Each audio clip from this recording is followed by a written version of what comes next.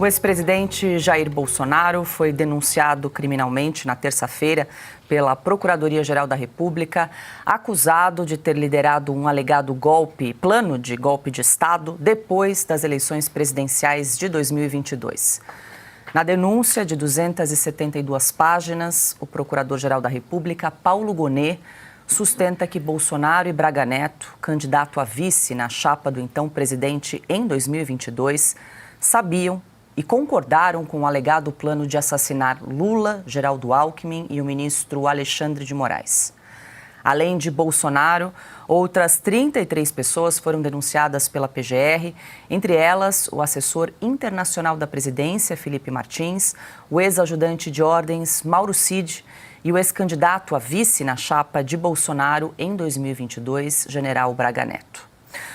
Ana Paula Henkel, muito boa noite, seja bem-vinda. Hoje, claro, vamos fazer várias rodadas aí a respeito desse assunto, da denúncia apresentada pelo PGR Paulo Gonet. Não é nenhuma surpresa, já estava sendo esperado, aguardada aí essa denúncia nesta semana. Quero te ouvir. Paulo Gonet abre essa denúncia de 270 páginas, ainda conversamos hoje no começo da tarde, né, Ana? A gente estava aqui tentando vencer o tempo para conseguir ler essa denúncia na íntegra, somado às outras questões aí desse dia bastante agitado nesta quarta-feira. Mas Paulo Gonet começa fazendo um recorte temporal, que começa lá em junho de 2021 e termina nos atos do 8 de janeiro. E aí, na visão do PGR, esses 34 denunciados integrariam uma organização criminosa com o objetivo aí de tentar um golpe de Estado que culminaria com o 8 de janeiro. Para a gente começar, Ana, esquentar os motores, essa denúncia, na sua visão, na sua leitura, apresenta algum fato novo ou apenas um resumo daquele relatório de quase 900 páginas que foi apresentado pela Polícia Federal no final do ano passado? Boa noite.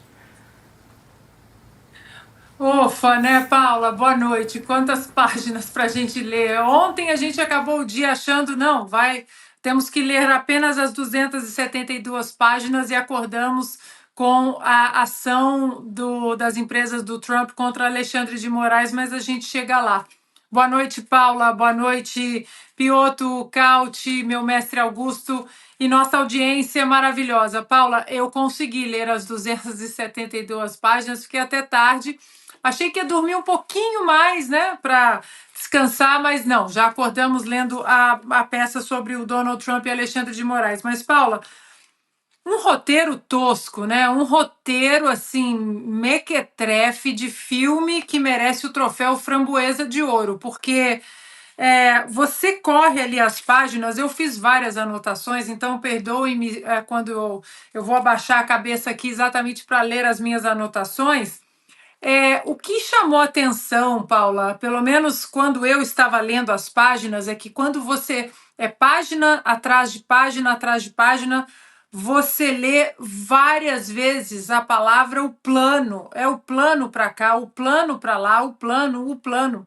Aí eu entrei em contato com um advogado amigo meu e quis entender, né, como é a legislação no Brasil, porque aqui nos Estados Unidos, dependendo do estado, o plano pode ser um motivo um motivo importante ali no inquérito para a denúncia e até para a condenação, principalmente se o plano for executado. E aí ele me disse o seguinte: não, no Brasil o plano não é crime. No Código Penal não inclui, no nosso Código Penal do Brasil não inclui o plano, claro, só se o crime for consumado. Aí tem até o aumento de pena se no crime consumado houve um plano, mas só o plano. E aí você começa, né, a visitar as páginas ali, plano, plano, e não para, né? Eles não param de falar plano. Aí, outra coisa que me chamou a atenção foi a introdução. São quase 20 páginas de uma introdução necessária. Olha, Paula, eu não sou advogada, não sou jurista, mas uma introdução necessária. Aí são 20 páginas de uma ladainha, de uma historinha, de um roteiro, de um falatório que você fala, tá, mas e aí, e nada acontece, e 20 páginas de uma narrativa que você fala, na próxima página ele vai matar alguém, né, de acordo com esse roteiro. E não acontece. Então, Paula, só para fechar esse meu primeiro comentário, foram muitas anotações aqui, Paula. Logo depois dessas 20 páginas, o que chamou a minha atenção foi um determinado roteiro ali do Gonê, que diz o seguinte: os denunciados realizam atos dolosos para a abolição do Estado Democrático de Direito e a deposição do governo legitimamente eleito. O problema, Paula, é que essa parte ela vai para junho de 2021. Aí, como que os denunciados realizam atos dolosos para a abolição do Estado Democrático de Direito e a deposição do governo legitimamente eleito em 2021? Então, eles estavam atentando contra o governo do presidente Bolsonaro? Ou seja, Paula, é uma confusão, é uma salada a peça, e aí você, no final, fica sem entender, porque não aparece minuta, só aparece o plano, conjectura, tudo muito apoiado, né, naquela peça da Polícia Federal, que seria, deveria, poderia.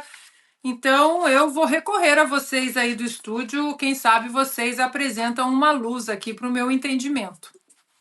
Com certeza, né? A gente vai dar aqui várias rodadas para falar a respeito desse caso. Adalberto Piotto, muito boa noite, seja bem-vindo. Depois a gente vai falar também sobre os próximos passos. A partir da apresentação da denúncia pela PGR, precisa ser aceita a denúncia pelo Supremo Tribunal Federal.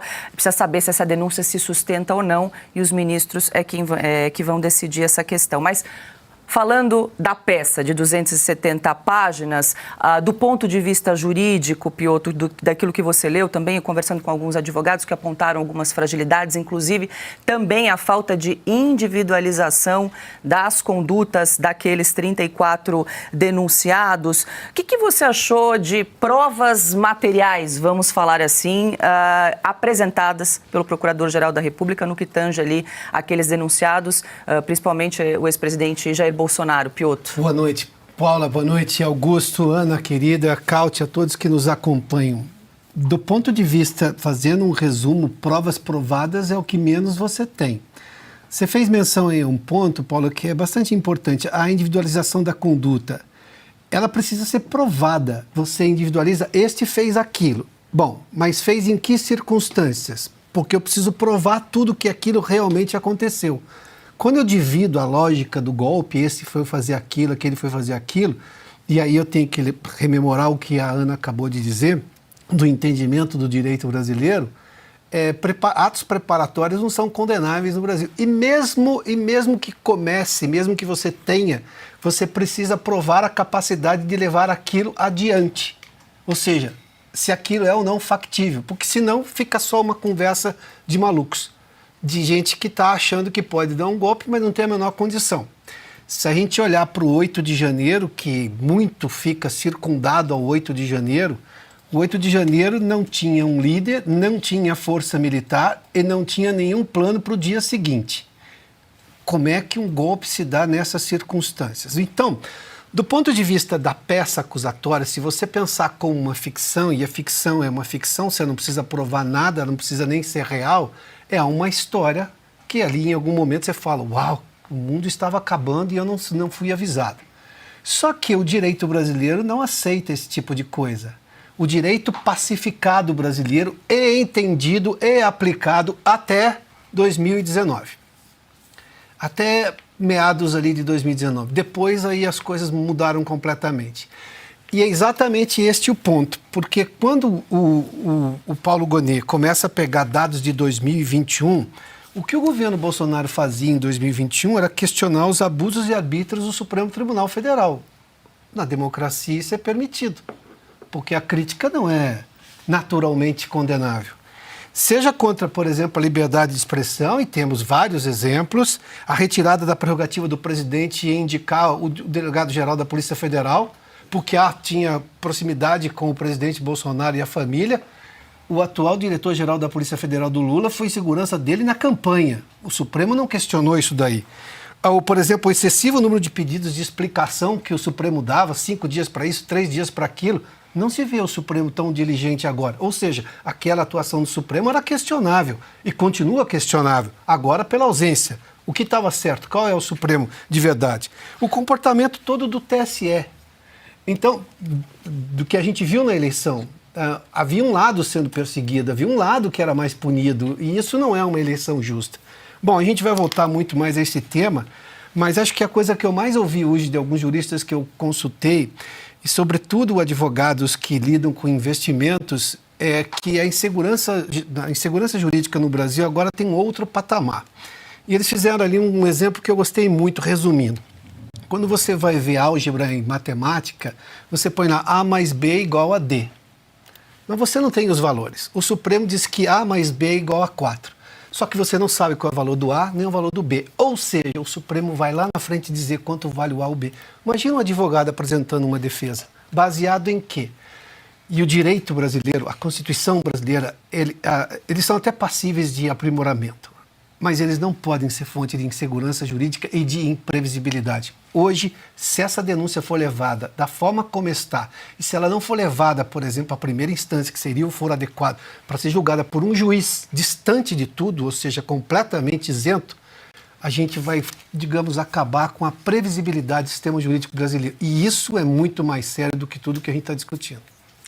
Carlo Cauty, muito boa noite. Seja bem-vindo. Suas impressões aí sobre essa denúncia apresentada por Paulo Gonet na noite de ontem, Cauty, sobre também a questão das provas. Muitos advogados comentando que faltam provas materiais. A Ana mencionou muito a questão de um plano, que é citado várias vezes na peça acusatória, mas até a tal minuta do golpe ela não aparece nessa denúncia. Ela é citada, mas ela não aparece, para que também a própria defesa pudesse contestar, ou, enfim, a partir de um documento que não consta na denúncia de 270 páginas e muitas acusações, Cauty, baseadas na delação de Mauro Cid, que foi pressionado aí pelo STF nessa delação. A gente já vai falar sobre isso logo mais. Boa noite. Boa noite, Paula. Boa noite, mestre Augusto, Piotto, Ana.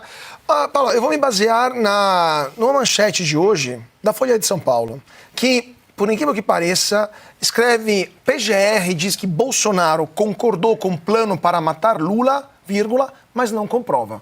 Simples assim. A gente pode reduzir esse calhamaço de mais de 270 páginas nisso. A PGR fala um monte de coisas, mas não comprova. Quase nada ou nada.